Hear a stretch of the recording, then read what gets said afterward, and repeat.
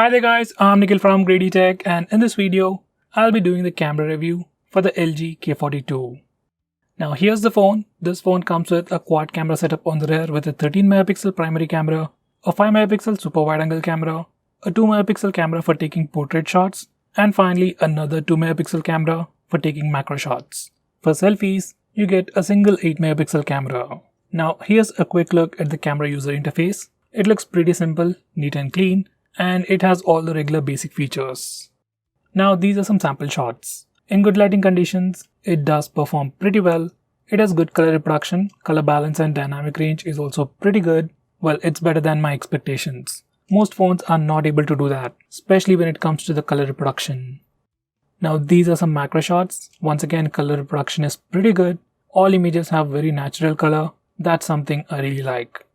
Now these are some portrait shots from the rear camera. Once again, color reproduction is point on, dynamic range is well managed, edges are not sharp, they are pretty soft, but overall, blur effect is quite good. In low lighting conditions, there's a lot of noise, but all pictures have good color reproduction. Overall, they are usable.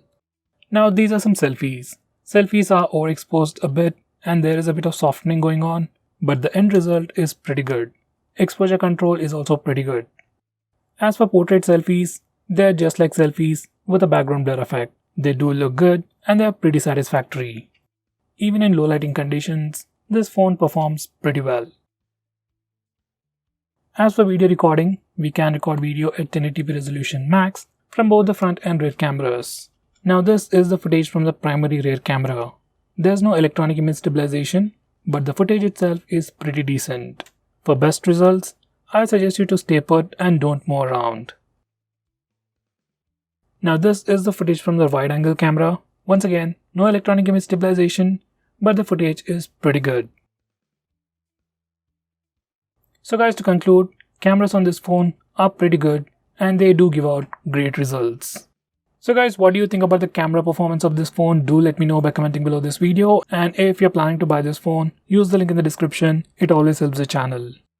With that said, this is Nikhil signing off. See you in my next video.